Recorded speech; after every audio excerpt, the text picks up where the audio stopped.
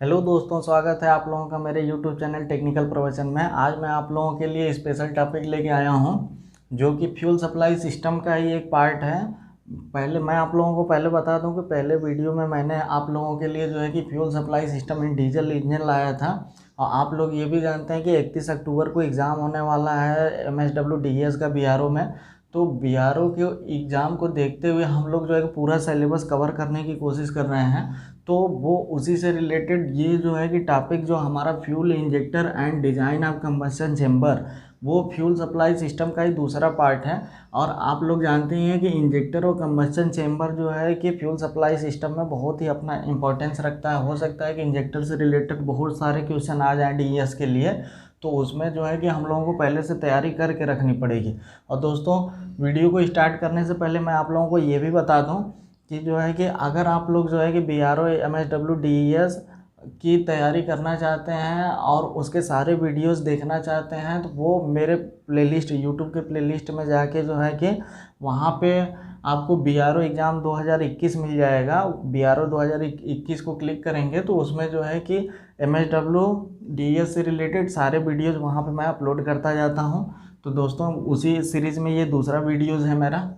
तो चलिए ज़्यादा, और ये हाँ एक बात और ध्यान देने वाली है कि ये वीडियो ज़रूरी नहीं है कि सिर्फ BRO MSWDES के लिए काम करेगी। ये टेक्निकल के जितने भी एग्ज़ाम होने वाले हैं जिसमें ऑटोमोबाइल, चाहे वो डिप्लोमा या ITI लेवल हो, तो ऑटोमोबाइल से रिलेटेड जहाँ भी ये फील्ड आएगा, ऑटोमोबाइल या मैकेनिकल से रिलेटेड जहाँ भी जो भी फील्ड होगा एग्ज़ाम का, वहाँ पे जो है कि ये टॉपिक और चैप्टर जो है बहुत ज़्यादा इंपॉर्टेंस रखने वाले हैं। खासकर ITI करने वाले बच्चे भी इसको देख सकते हैं। और आने वाले भविष्य में जो है कि ये NMDC का और रेलवे वगैरह का भी एग्ज़ाम बाद में आएगा। अभी फ़िलहाल NMDC का एग्ज़ाम आने वाला है। NCL HMM ऑपरेटर में भी ड्रैग लाइन ऑपरेटर के लिए आता है, तो उसके लिए भी ये बहुत मोस्ट इम्पॉर्टेंट ये टॉपिक है। तो दोस्तों, इस वीडियो को ध्यान से देखिएगा। और दोस्तों, ये भी बात है, थोड़ा सा मेरे बातों पे भी ध्यान दीजिएगा, क्योंकि बहुत सारी बातें ऐसी हैं जो लिखी नहीं जा सकती हैं। तो बोलते बोलते ही जो है कि बहुत सारी चीज़ें बतानी पड़ती हैं। तो थोड़ा सा वीडियो को ध्यान से वॉच करिएगा, ये आपके लिए काफ़ी इंपॉर्टेंस होगा।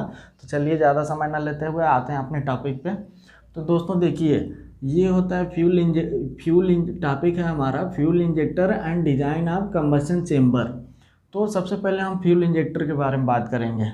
तो फ्यूल इंजेक्टर, अब आप लोगों को बता दूं कि फ्यूल इंजेक्टर को हम लोग क्या बोलते हैं। इसे फ्यूल इंजेक्टर को हम लोग जो है नाजिल या एटोमाइज़र भी बोलते हैं। क्या बोलते हैं? नाजिल, इंजेक्शन नाजिल भी बोल सकते हैं, नाजिल और एटोमाइज़र। इंजेक्टर को हम नाजिल या एटोमाइज़र भी बोलते हैं, ध्यान रखिएगा। इंजेक्टर में हम हाईलाइट पढ़ लेते हैं, क्या क्या पढ़ेंगे। तो इंजेक्टर में हम लोग पढ़ेंगे मेन वर्क, इंजेक्टर का मेन वर्क क्या है। इंजेक्टर के बारे में हम लोग पार्ट्सों के बारे में जानेंगे, इंजेक्टर के मेन पार्ट क्या है। तीसरा टॉपिक है हमारा टाइप्स ऑफ नाजल। ये जो नाजल्स होती हैं, इंजेक्टर के सामने की जो पॉइंट होती है जिसे हम नाजल कहते हैं, वो नाजल कितने टाइप की होती है तथा उनका कहाँ कहाँ यूज होता है, और उसमें किस टाइप के पिस्टन यूज होते हैं, ये भी पढ़ेंगे। और टेस्टिंग ऑफ इंजेक्टर टेस्टिंग कितने प्रकार से होती है, कैसे की जाती है, उसमें क्या सावधानियां बरतनी होती हैं, हम लोग ये भी पढ़ेंगे। अब दोस्तों, ये तो हो गया ये। अब डिज़ाइन ऑफ कंबशन चेम्बर, तो हम लोग जानते हैं कि जब फ्यूल सप्लाई सिस्टम के द्वारा जो है कि हमारा फ्यूल यानी कि डीजल इंजन के बारे में हम लोग बात कर रहे हैं, तो डीजल जो है कि FIP के द्वारा पहुंचते हुए जो इंजेक्टर तक आ जाता है, फ्यूल फीड सिस्टम और FIP के माध्यम से इंजेक्टर तक आ जाता है। तो इंजेक्टर के बाद जो है कि फ्यूल को जो है कि कंबशन चेम्बर में, जो सिलेंडर में हमारा कंप्रेस्ड एयर होता है, वो पूरा बढ़ता है, ऊपर तक आता है। तो कंप्रेस्ड एयर में जो है कि वो कंबशन चेम्बर तक एयर जाके कंप्रेस हो जाता है। तो कंबशन चेम्बर में ही जो है कि इंजेक्टर का फ्यूल इंजेक्ट किया जाता है इंजेक्टर के द्वारा। तो यहाँ पे कंबशन चेम्बर भी मोस्ट इम्पॉर्टेंट टॉपिक है, क्योंकि प्री इग्निशन आप लोगों ने सुना होगा, ये स्विर्ल चेम्बर सुना होगा। तो ये सब टॉपिक जो है कि इसके अंदर कवर करने वाले हैं। तो कंबशन चेम्बर के अंतर्गत हम लोग क्या पढ़ेंगे, injection type of combustion chamber, यानी कि कंबशन चेम्बर में इंजेक्शन की जो विधियां होती हैं वो कितने प्रकार की होती हैं। और उसके बाद हम लोग पढ़ेंगे प्री इग्निशन कंबशन चेम्बर। ये प्री इग्निशन कंबशन चेम्बर क्या होता है। फिर एयर सेल पढ़ेंगे, एयर सेल के बारे में पढ़ेंगे, एयर सेल चैम्बर के बारे में।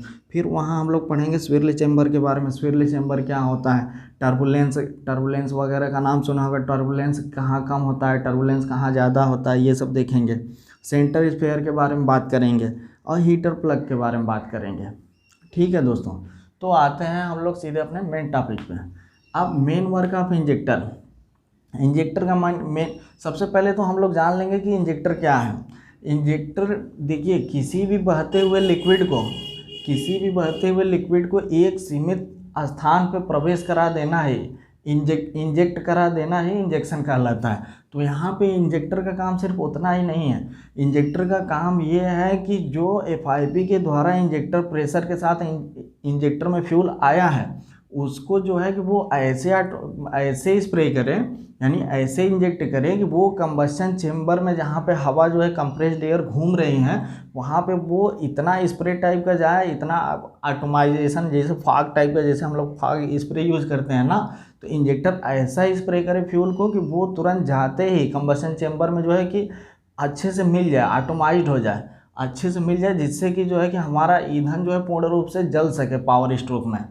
तो ये इंजेक्टर का काम होता है। और दूसरा काम क्या होता है, इंजेक्टर का एक दूसरा काम भी होता है कि जैसे फ्यूल टाइप एक सिलेंडर का हो या एक से ज़्यादा सिलेंडर का, इंजेक्टर जो है कि ये इंजन जो हमारा चलता है तो वो क्या है, फायरिंग आर्डर के अनुसार चलता है। तो वो एक सिलेंडर का हो या फिर 4 सिलेंडर का हो या फिर 6 या 8 सिलेंडर का हो, सबकी एक टाइमिंग निश्चित होती है, कब जो है कि इंजेक्ट होना है, कब पावर स्ट्रोक मिलना है, कब सक्शन कंप्रेशन पावर एग्जॉस्ट होना है। तो ये सब करने के लिए जो है कि इंजेक्टर का ये भी काम है कि वो निश्चित समय पे कब जो है कि उसका जो है कि ये नाजिल वाल्व को कब खोलना है, डिलीवरी वाल्व जो होती है कब खोलना है और कब बंद होना है, ये भी इंजेक्टर का काम है कि वो समय के साथ जो है कि अपने निश्चित टाइमिंग पे जो है एक निर्धारित जो है प्रेशर के साथ एटमाइज्ड फॉर्म में जो है कि फ्यूल को इंजेक्ट करे और अपने निर्धारित समय के अनुसार खुले और बंद भी हो जाए। तो ये होता है इंजेक्टर का मेन वर्क। अब हम लोग आते हैं मेन पार्ट के बारे में। इंजेक्टर का मेन पार्ट क्या है, तो इंजेक्टर के मेन पार्ट के बारे में हम लोग देखते हैं। सबसे पहले तो होता है बॉडी, इंजेक्टर बॉडी होता है। फिर होता है नाजल, फिर होता है नाजल स्प्रिंग,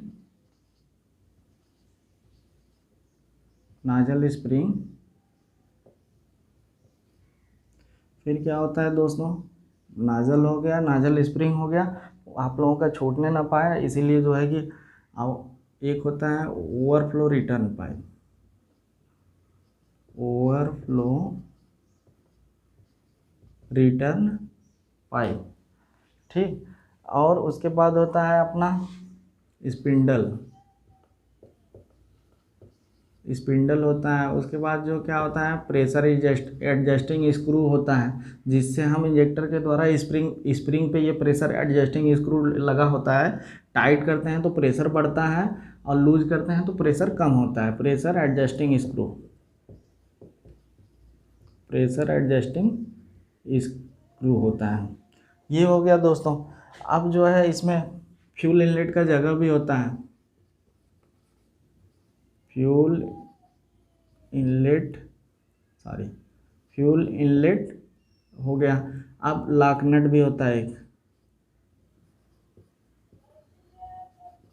लॉक नट।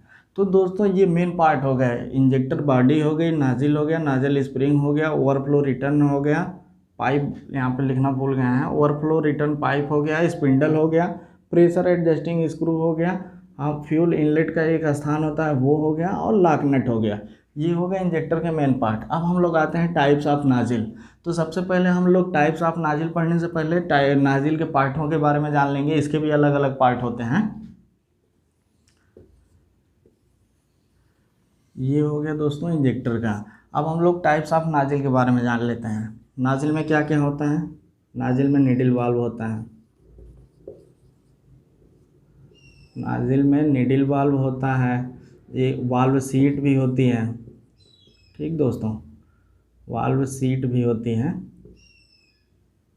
स्पेलिंग देख लीजिएगा, मिस स्पेल्ड हो सकता है, वाल्व सीट होती है। उसके बाद स्टेम होती है, ये नाजिल के बारे में बात होती है। स्टेम होती है, फिर एनुलर ग्रूव होता है, एनुलर ग्रूव कटा होता है, जिसके द्वारा जो है कि ये प्रेशर वाला जो है फ्यूल हमारा जो है उसमें जो है कि जाता रहता है। प्रेशर चैम्बर होता है,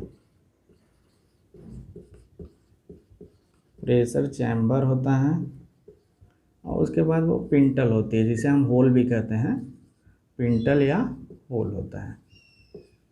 तो ये दोस्तों हमारा हो गया टाइप्स ऑफ नाजिल में। नाजिल का मतलब आप लोग समझ रहे हैं, नाजिल का मतलब ये हमारी पूरी इंजेक्टर हो गई पूरी। तो इंजेक्टर के बाद वो जो लास्ट वाली यहाँ से लेके यहाँ तक के पॉइंट है ना, वो उसके बारे में बात कर रहा है, उसके बारे में बात कर रहा है कि ये नाजिल में क्या क्या पार्ट होते हैं। नीडल वाल्व होती है, सबसे पहले यहाँ जो होल होता है हमारा लास्ट में इंजेक्टर के सबसे पास, जैसे पेन से जैसे स्याही निकलती है ना, वहाँ एक होल होता है। अब होल में जो है कि होल से फ्यूल कब स्प्रे होता है, जब नीडल वाल्व हमारी ऊपर उठती है। नीडल वाल्व जब ऊपर उठेगी प्रेशर के साथ, ये देखिए ये जो प्रेशर चेंबर है, यहाँ पे प्रेशर चेंबर में जैसे एनुलर ग्रूव कटा हुआ है तो वहाँ पे फ्यूल आके स्टोर होता है। फिर प्रेशर चेंबर के रास्ते जब जाता है तो FIP से जो प्रेशर पड़ता है ना, FIP से जो प्रेशर पड़ता है दोस्तों, वो क्या करता है, नीडल वाल्व पे इतना ज़्यादा प्रेशर बढ़ जाता है कि नीडल वाल्व उठ जाती है। नीडल वाल्व जैसे उठती है वैसे ही फ्यूल हमारा जो है कि कंबशन चेंबर में इंजेक्ट हो जाता है, पिंटल होल के द्वारा इंजेक्ट हो जाता है। और रही बात रिटर्न वापस बैठने की, तो उस पर जो सीट बैठी होती है, जो हमारी नीडल वाल्व सीट होती है और स्प्रिंग लगी होती है, वो उसके दबाव से जैसे प्रेशर कम होता है वो तुरंत जो है जाके चिपक जाती है नीडल वाल्व उस पर सीट पे, तो वो फिर आके अपने जगह पे बैठ जाती है, वो होल बंद हो जाता है। तो यही प्रोसेस बार बार होता रहता है। अब इसका क्या काम है, अब आप लोग सोचेंगे कि ये फ्यूल कैसे डिलीवरी होता है। तो FIP की जो टाइमिंग सेट होती है ना, वो बार बार आके उतना फ्यूल प्रेशराइज करेगा, नीडल वाल्व उठेगी, प्रेशर कम होगा, नीडल वाल्व बंद होगी। तो ऐसे ही प्रोसेस चलता रहता है पावर स्ट्रोक में।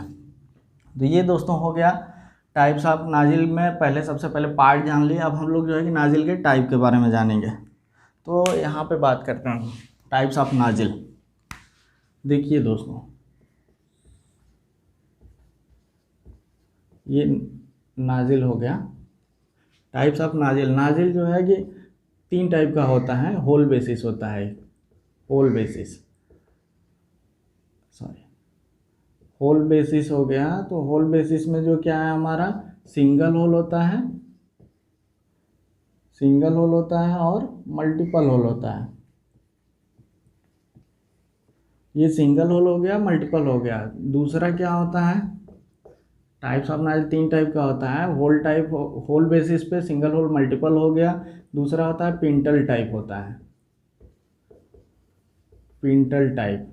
तीसरा क्या होता है, पिंटाक्स टाइप। अब ये क्या है, होल टाइप क्या है, ये देखिए होल बेसिस में क्या है, सिंगल होल। तो जिस इंजेक्टर के नाजिल में एक होल होता है वो किसके अंतर्गत आता है, सिंगल होल बेसिस के अंतर्गत आता है, सिंगल होल। मल्टीपल होल क्या है, किसी नाजिल में आप मतलब कि ऑटोमोबाइल में जो नाजिल यूज होते हैं उसमें जो है 1 से लेके 8 होल तक यूज होते हैं दोस्तों, ध्यान दीजिएगा। 1 से लेके 8 होल तक भी हो सकते हैं, उसमें अलग अलग एंगल पे बने होते हैं, तो वो 8 होल भी हो सकते हैं। लेकिन नॉर्मली ऑटोमोबाइल में 2 से 4 या 6 होल वाले जो है कि नाजिल यूज किए जाते हैं, तो वो मल्टीपल होल के अंतर्गत आ गया। पिंटल टाइप में क्या होता है, पिंटल टाइप में दोस्तों ये होता है कि हमारा जो है कि ये जैसे डिलीवरी वाल्व है, तो डिलीवरी वाल्व में वो होल एक विशेष एंगल पे होता है, और इसमें निडल वाल्व थोड़ी सी लंबी होती है। बता दूं आप लोगों को, मिस्टेक ना होने पाए, थोड़ा सा वो करके। अब देखिए दोस्तों, पिंटल टाइप में ये जो हमारी निडल वाल्व होती है ना, निडल वाल्व, इसकी लंबाई थोड़ी सी ज़्यादा होती है। पिंटल टाइप में निडल वाल्व की लंबाई थोड़ी सी ज़्यादा होती है, और जब वहाँ से फ्यूल का स्प्रे होता है ना, तो वो एक एंगल पे होता है, विशेष कोण पे जो है कि स्प्रे होता है, उसको हम पिंटल टाइप नाजिल कहते हैं। पिंटल टाइप नाजिल का यूज जो है कि एयर सेल स्विर्ल सेंटर और प्री इग्निशन, यानी कि हम लोग इनडायरेक्ट कंबशन चेंबर में होता है पिंटल टाइप नाजिल का यूज जो है इनडायरेक्ट कंबशन चेंबर में होता है। अब ये डायरेक्ट इनडायरेक्ट क्या होता है आगे मैं आप लोगों को बताऊंगा। पिंटल टाइप में ध्यान रखना है होल बेसिस में एक या एक से अधिक छेद हो सकते हैं, सुराख हो सकते हैं। और पिंटल टाइप में क्या है कि उसकी निडिल वाल थोड़ी सी जो है कि लंबी होती है। और इसका यूज जो है कि कहाँ होता है हमारा, ये pre ignition, air cell, swirl, centre और जो है कि सेंटर स्फेयर, इन सब में जो है कि पिंटल टाइप का होता है। अब हम बात करते हैं पिंटाक्स टाइप का। पिंटाक्स टाइप नाजिल क्या होता है? पिंटाक्स टाइप नाजिल जो है कि ये पिंटल टाइप के जैसा ही होता है। इसके बारे में हम लोग जो है कि ध्यान से बात कर लेंगे। पिंटाक्स टाइप का जो नाजिल है वो सेम पिंटल जैसा ही होता है। इसमें जो है कि एक ऑक्सिलरी होल होता है। पिंटाक्स टाइप में क्या होता है, एक ऑक्सिलरी होल होता है ऑक्सिलरी होल होता है। ये दोस्तों जो है कि थोड़ा सा ऊपर होता है, जैसे पिंटाक्स टाइप है ना, तो ये हमारी निडिल वाल्व हो गई, इसके नीचे एक होल रहा है जैसे सिंगल और मल्टीपल होल में, तो थोड़ा सा निडिल वाल्व की लंबाई बढ़ गई क्योंकि ये सिम पिंटल जैसा होता है। तो लंबाई जब बढ़ गई दोस्तों, तो ये जो लास्ट वाली पॉइंट है इसके थोड़ा सा ऊपर कुछ कुछ कुछ पॉइंट में ऊपर जो है कि एक होल होता है। वो होल एक विशेष एंगल पे बना होता है। अब इसका फ़ायदा क्या होता है दोस्तों पिंटाक्स टाइप में? पिंटाक्स टाइप में यही फ़ायदा होता है इसका कि 10% जो फ्यूल होता है ऑक्सिलरी होल, ध्यान रखिएगा, ये देखिए 10% फ्यूल, जो हमारा 10% फ्यूल होता है वो ऑक्सिलरी होल के द्वारा निकलता है। और 90% फ्यूल 90% किसके द्वारा निकलता है? मेन जेट के द्वारा। किसके द्वारा? पिंटाक्स में देखिए यही खासियत है, सेम पिंटल जैसा ही है, लेकिन एक ऑक्सिलरी होल है, 10% फ्यूल उसके द्वारा निकलता है, 90% मेन जेट के द्वारा निकलता है। इससे क्या होता है हमारा, इससे हमारा ये फ़ायदा होता है कि ये जो 10% फ्यूल है वो प्रेशर जैसे ही बढ़ता है तो उससे कुछ समय पहले ये 10% फ्यूल जब निकलता है तो थोड़ा सा मात्रा जो है कि कंबशन चेंबर में जाता है तो पहले ही थोड़ी सी आग लग जाती है। यानी कि फ्यूल का जो कंबशन चेंबर का टेम्परेचर है वो थोड़ा सा पहले ही जलने की वजह से क्या होता है और गर्म हो जाता है और एक्सपैंड होता है, जिसकी वजह से 90% मेन जेट के द्वारा जैसे ही फ्यूल इंजेक्ट होता है वो और अच्छे से बर्न हो जाता है, वेपोराइज आटोमाइज हो जाता है। आटोमाइज होने के बाद जो है कि फ्यूल जलता है और अच्छे से वेपोराइज हो जाता है जलने के बाद। तो सबसे पहले 10% थोड़ा सा पहले इसमें वो होता है और 90% मेन जेट के द्वारा होता है। और इस पिंटाक्स टाइप नाजल का सबसे बड़ा फ़ायदा क्या है दोस्तों, ये पिंटाक्स टाइप नाजल की जो है कि सबसे बड़ी बेनिफिट ये है कि इसमें हीटर प्लग, ये जो हमारा हीटर प्लग है ये लगाने की आवश्यकता होती ही नहीं है। क्यों? क्योंकि जो है कि हमारा ये जो ऑक्सिलरी होल के द्वारा जो 10% लगभग फ्यूल है वो थोड़ा सा पहले इंजेक्ट हो जा रहा है, तो कंबशन चेंबर में जो हमारी जो है कि कंप्रेस्ड एयर आके वहाँ पे घूम रही है, टर्बुलेंस बना रही है, घूम रही है, वहाँ पे थोड़ा सा फ्यूल हमने इंजेक्ट किया तो वो तो ऑलरेडी थोड़ा सा जल गया फ्यूल। जब जल गया तो वो कोई भी चीज़ जब जलती है तो वो एक्सपैंड होती है, तो एक्सपैंड हुआ, जब एक्सपैंड हुआ थोड़ा सा फैला, उसके बाद ये जैसे मेन जेट से 90% गिरा तो ऑलरेडी उसको टेम्परेचर तो थोड़ा सा ज़्यादा मिल ही गया, तो ये जैसे ही फ्यूल उसमें जाएगा फ्यूल तुरंत बर्न हो जाएगा, जल जाएगा, जिसके वजह से जो है कि अपना अच्छे से वेपोराइज हो जाएगा फ्यूल। तो हीटर प्लग इसमें लगाने की ज़रूरत नहीं है। और हीटर प्लग लगाते कहाँ हैं? हीटर प्लग जहाँ पहले से जो बहुत ठंडे इंजन हो जाते हैं ठंडे प्रदेशों में या फिर ठंडियों के समय में हीटर प्लग का यूज़ कैसे करते हैं अभी हम लोग बताएंगे इसको। तो हीटर प्लग वहीं लगता है कि यहाँ कंबस्टर को पहले से थोड़ा सा गर्म करना पड़े, तो यहाँ तो 10% फ्यूल वो काम कर दे रहा है, तो ये हो गया पिंटाक्स टाइप। और दोस्तों ये भी ध्यान देना है, इसमें हीटर प्लग यूज होते हैं होल बेसिस सिंगल मल्टीपल में हो या ना हो, पिंटल टाइप में हीटर प्लग यूज होता है, ध्यान दीजिएगा। पिंटाक्स टाइप में हीटर प्लग यूज नहीं होता है। अब हम लोग आते हैं आगे।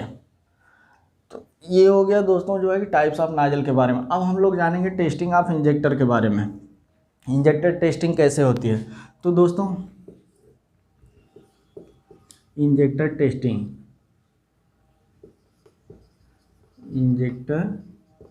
टेस्टिंग हम लोग जानेंगे। तो इंजेक्टर टेस्टिंग 3 टाइप की होती है। पहला क्या होता है, 3 टाइप से इंजेक्टर टेस्टिंग की जाती है। तो पहला होता है प्रेशर टेस्टिंग हो गया। दूसरा क्या हो गया हमारा, लीकेज टेस्टिंग होता है।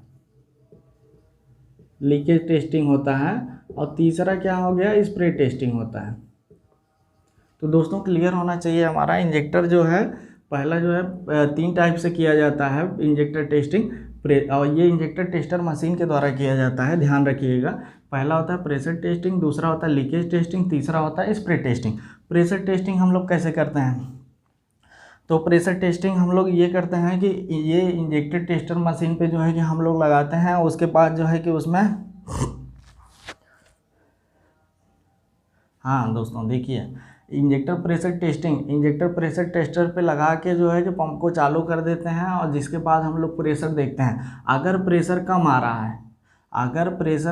रहा है, तो फिर क्या करते हैं हम लोग, वहाँ पे जो है कि जो एडजस्टिंग स्क्रू, कहाँ गया हमारा एडजस्टिंग स्क्रू, जो इंजेक्टर में एडजस्टिंग स्क्रू लगा होता है, वो क्या करते हैं, प्रेशर एडजस्टिंग स्क्रू, वो इंजेक्टर स्प्रिंग के ऊपर लगा होता है, उसको हम टाइट कर देते हैं। जैसे ही टाइट करेंगे वो इंजेक्टर का प्रेशर जो है बढ़ जाएगा। फिर उसके बाद जो है टाइट करने के बाद फिर से एक बार चेक कर लेते हैं कि हमारा प्रेशर आ रहा है कि सही नहीं। तो इंजेक्टर प्रेशर कितना होता है, अब ये भी मन में सवाल होगा। तो इंजेक्टर प्रेशर दोस्तों, प्रेशर जो है 90 से 140 बार। इंजेक्टर प्रेशर जो हमारा कितना होता है, 90 से 140 बार पे जो है कि टेस्ट किया जाता है। लीकेज टेस्टिंग, दूसरी पे आते हैं लीकेज टेस्टिंग के बारे में। लीकेज टेस्टिंग क्या है, लीकेज टेस्टिंग भी वही है। हम इंजेक्टर को क्या करते हैं कि टेस्टर मशीन पे लगाते हैं, और उसके बाद जो है, थोड़ा सा क्लियर कर लो, इंजेक्टर टेस्टर मशीन पे इंजेक्टर यानी नाजिल को लगाने के बाद जो है कि उस पर जो है कि 90 से 140, यानी कि 140 से 50 भी कर सकते हैं, 140 से 150 बार का प्रेशर दिया, एटमॉस्फेरिक प्रेशर जिसे बोलते हैं, एटमॉस्फेरिक प्रेशर दिया। उसके बाद जो है कि 10 सेकेंड तक होल्ड किया। लीकेज टेस्टिंग में 10 सेकेंड तक होल्ड करेंगे, होल्ड करने के बाद जो है कि वहाँ पता करेंगे कि नाजिल से जो है कि बूंद जैसा टिपक तो नहीं रहा है। तो बूंद जैसा जो है कि अगर टिपकेगा तो, या फिर जो है कि नाजिल बॉडी पे जो है कि नमी ज़्यादा दिखाई देगी, गीला ज़्यादा दिखाई देगा, तो हम लोग ये मान लेंगे कि जो है कि हमारा जो नाजिल है उसकी बॉडी जो है अच्छे से टाइट नहीं है, उसमें लीकेज है। तो हम क्या करेंगे, उसको अच्छे से जो है कि ठीक करेंगे और फिर से चेक करेंगे।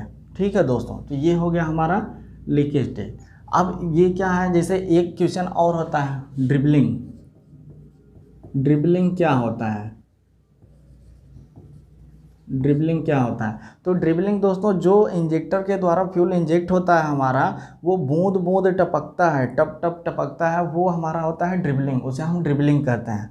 ठीक है, अब आते हैं स्प्रे टेस्टिंग पे। स्प्रे टेस्टिंग हमारा क्या है, स्प्रे टेस्टिंग वही टेस्टर मशीन पे लगा दिया, टेस्टर मशीन पे लगाने के बाद जो है नाजिल को, उसके बाद उसके हैंडल से जो है 1 सेकेंड में लगभग 4 बार, कम से कम 1 सेकेंड में 4 बार जैसे पंप करेंगे। उसके बाद जो है कि उसको होल्ड करेंगे, होल्ड करने के बाद देखेंगे कि जो हमारा स्प्रे हो रहा है वो कहीं जो है कि धार के रूप में तो नहीं हो रहा है, धार के रूप में मतलब कि वो लाइनें तो नहीं दिख रही हैं उसमें, या फिर कहीं फटा तो नहीं दिख रहा है। स्प्रे हमारा कैसा होना चाहिए, स्प्रे बिल्कुल हमारा एकदम बिल्कुल फॉग जैसे हम लोग स्प्रे यूज करते हैं ना, तो बिल्कुल एटमाइज्ड होना चाहिए, वो स्प्रे जैसा दिखना चाहिए। तो वो बिल्कुल जो है कि ऐसा कि पाउडर जैसा उड़े, वैसा दिखना चाहिए। तो अगर ऐसा नहीं दिखता है तो फिर इंजेक्टर में फॉल्ट है, इंजेक्टर के नाजिल में फॉल्ट है। यानी क्या होगा, उसमें जो हमारी जो है नाजिल की ये सीट होती है, नीडल वाल्व की जो सीट होती है, वो जो है कि घिस गई है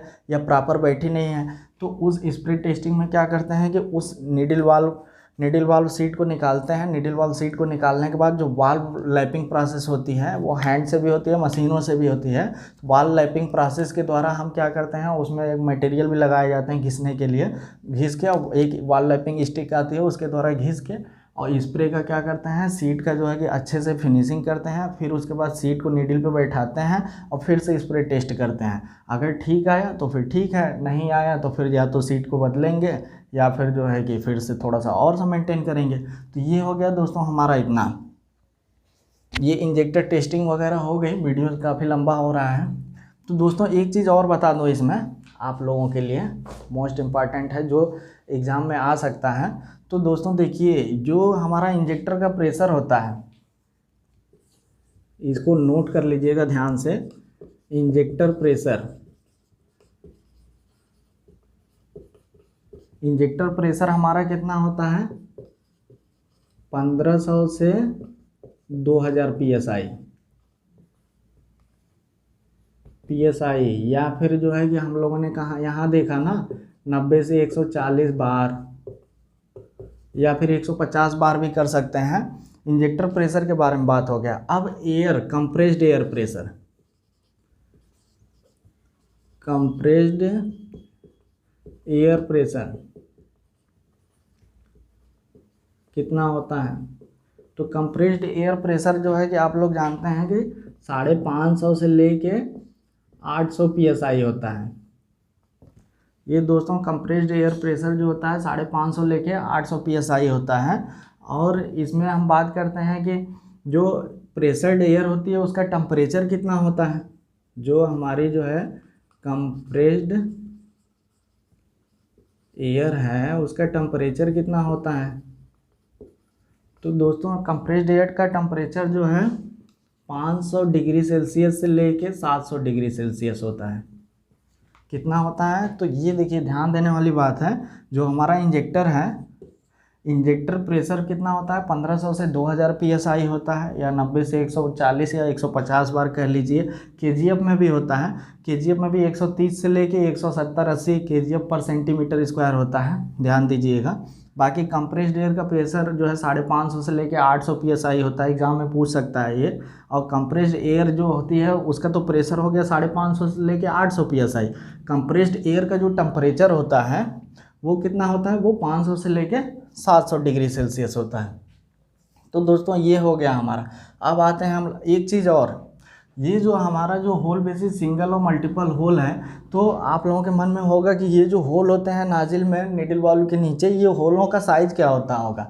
तो होल साइज यहाँ पे लिखते हैं, जहाँ लिखते हैं नाजिल होल साइज। ये जो नाजिल होल साइज है ये कितना होता है दोस्तों? 0.45 mm होता है। लगभग आधे mm से भी कम होता है। एक होल का जो है कि साइज आधे mm से भी कम होता है, ध्यान रखिएगा, मोस्ट इम्पॉर्टेंट है। तो दोस्तों ये हो गया हमारा। अब आते हैं, थोड़ा सा मिटाना पड़ेगा। अगर वीडियो पूरा आप लोग इसका स्क्रीनशॉट लेना चाहते हैं तो वीडियो को पॉज करके स्क्रीनशॉट ले लीजिएगा, मैं रुक जाता हूँ। ठीक है दोस्तों, तो मिटाते हैं, आगे बढ़ते हैं कंबशन चेम्बर पे। कंबशन चेम्बर के हम लोग बारे में बात करेंगे। सबसे पहले जो है कि इंजेक्शन के सिस्टम के बारे में बात करेंगे कि कंबशन चेम्बर में कितने प्रकार से इंजेक्शन होता है और कैसे होता है। ज़्यादा टाइम हम लोग नहीं लेंगे, ठीक है दोस्तों, क्योंकि वीडियोज़ बहुत लंबा हो रहा है। Design of combustion chamber. अब इंजेक्शन टाइप, तो कंबशन चेम्बर में 2 टाइप से इंजेक्शन होता है।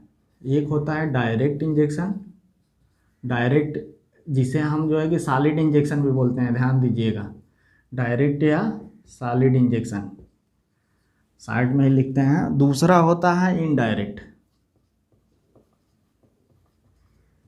Indirect injection.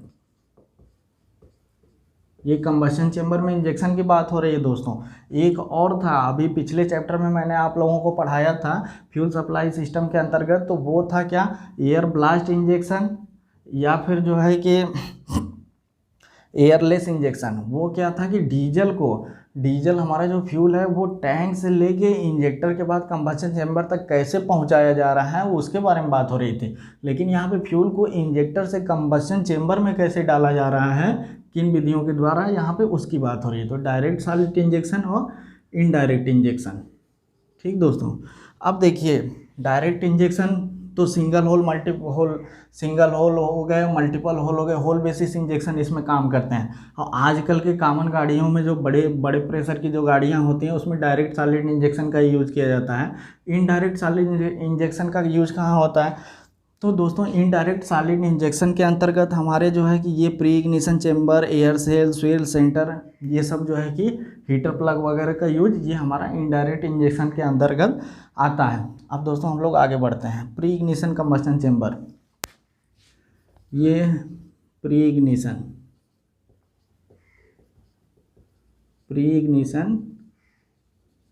कंबशन चेम्बर के बारे में बात करते हैं। प्री इग्निशन क्या है आप लोग जानते हैं, समय से पूर्व जो है फ्यूल का जल जाना प्री इग्निशन है।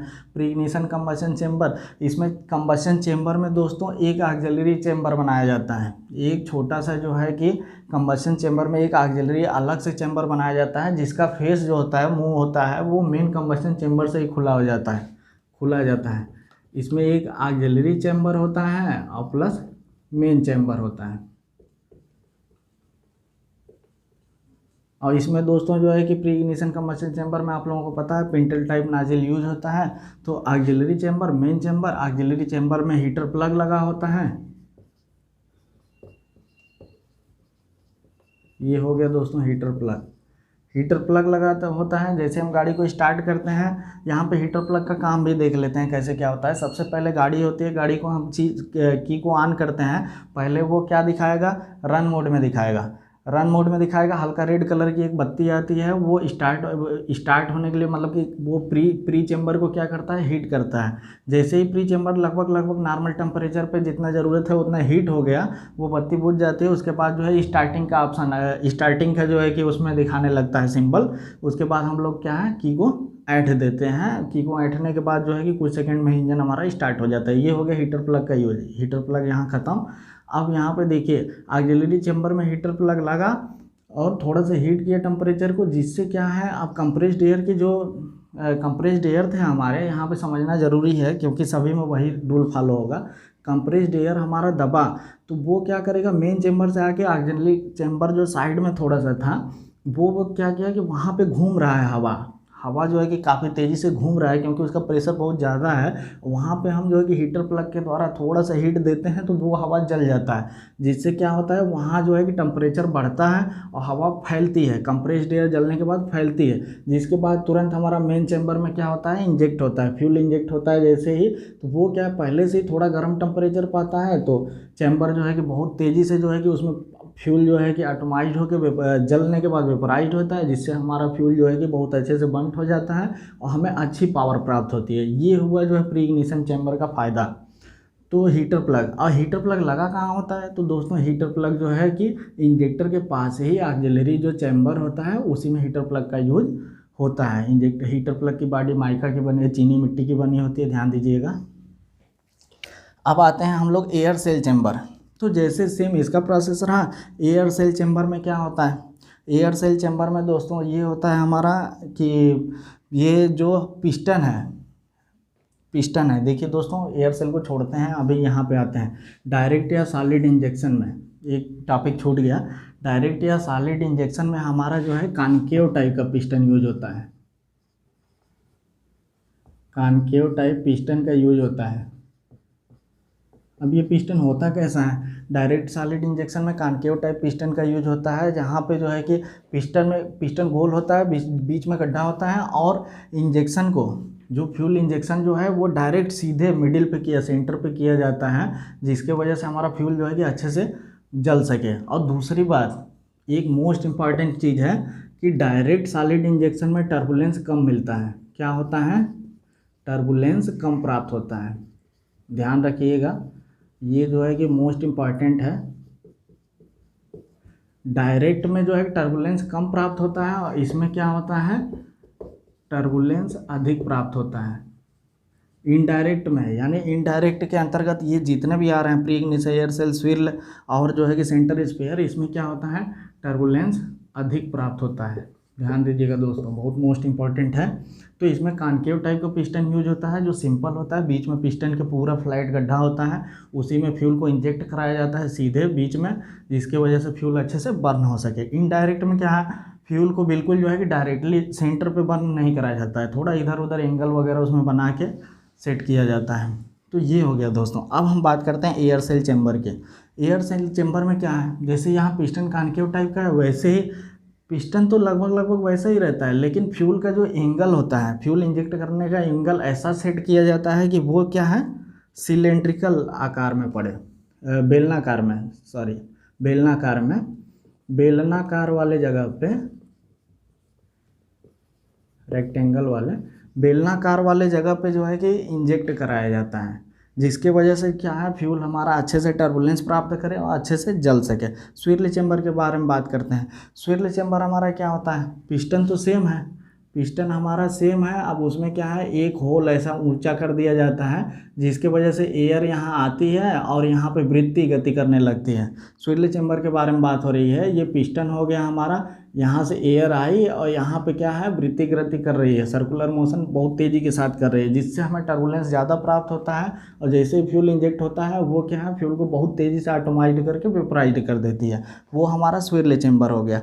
अब सेंटर स्फीयर क्या होता है, सेंटर स्फीयर जस्ट सेम ऐसा ही, जैसे इस पे किनारे पे थोड़ा सा पिस्टन को गोल सा उठा दिए, वैसे ही सेंटर स्फीयर में क्या करेंगे, हमारा ये जो ऐसा होता है तो यहाँ पे और यहाँ पे ऐसा ही कोना सा पर्दा सा लगा देते हैं, कॉर्नर पे पर्दे से होते हैं जिसमें एयर आती है और काफ़ी तेज़ी के साथ घूमती है, जिससे टर्बुलेंस प्राप्त होता है और फ्यूल इसमें इंजेक्ट होता है तो फ्यूल अच्छे से जलती है। ये हो गया हमारा सेंटर स्फीयर। बाकी हीटर प्लग के बारे में आप लोगों को बता ही दिया, हीटर प्लग कहाँ यूज होता है। हीटर प्लग हमेशा जो है इनडायरेक्ट इंजेक्शन सिस्टम में यूज होता है। ये जो है प्री इग्निशन चैम्बर में जो है कि हीटर प्लग का खास यूज होता है। और हीटर प्लग जो है कि ठंडे, जहाँ पे ठंडे मौसम है, बहुत ज़्यादा ठंडे प्रदेश हैं या इंजन बहुत ज़्यादा तेज़ी से ठंडा हो गया, वहाँ पे हीटर प्लग का यूज होता है। हीटर प्लग का वो जो बॉडी है वो इसके द्वारा बना होता है, चीनी मिट्टी का बना होता है, थोड़ा सा ध्यान दीजिएगा। तो ये है दोस्तों, तो ये रहा हम लोगों का टॉपिक। हम लोगों ने आज कवर किया फ्यूल इंजेक्टर और डिजाइन ऑफ कंबशन चेंबर। और इंजेक्टर में हम लोगों ने क्या देखा, मेन वर्क देखा, पार्ट देखा, टाइप्स ऑफ नाजिल देखा, टेस्टिंग ऑफ इंजेक्टर देखा, डिजाइन ऑफ कंबशन चेंबर के बारे में हम लोग क्या देखा, उसके इंजेक्शन टाइप कितने प्रकार के होते हैं, प्री इग्निशन कंबशन चेंबर के बारे में जाना, एयर सेल, स्विरल चेंबर और सेंटर स्फीयर और हीटर प्लग के बारे में जाना। तो दोस्तों ये रहा। अगर आप लोगों को वीडियो मेरा ये पसंद आया तो प्लीज़ लाइक, सब्सक्राइब और शेयर ज़रूर करिएगा। बेल आइकन दबाना बिल्कुल ना भूलिएगा, जिससे मैं आप लोगों के लिए नए नए वीडियोज़ लेके आता रहूँ। तो दोस्तों और ध्यान रखिएगा थोड़ा सा, अगर पूरे BRO से रिलेटेड आपको जो है कि सिलेबस कवर कराऊंगा मैं, और जो है कि अगर ये सब वीडियोस देखने हैं तो BRO एग्ज़ाम 2021 मेरा प्लेलिस्ट है, उसमें जाके आप लोग देख सकते हैं। और हाँ, नेक्स्ट टॉपिक हमारा जो है कि गवर्नर पे आने वाला है। तो दोस्तों वीडियो बहुत लंबा हो गया है, ठीक है, थैंक यू।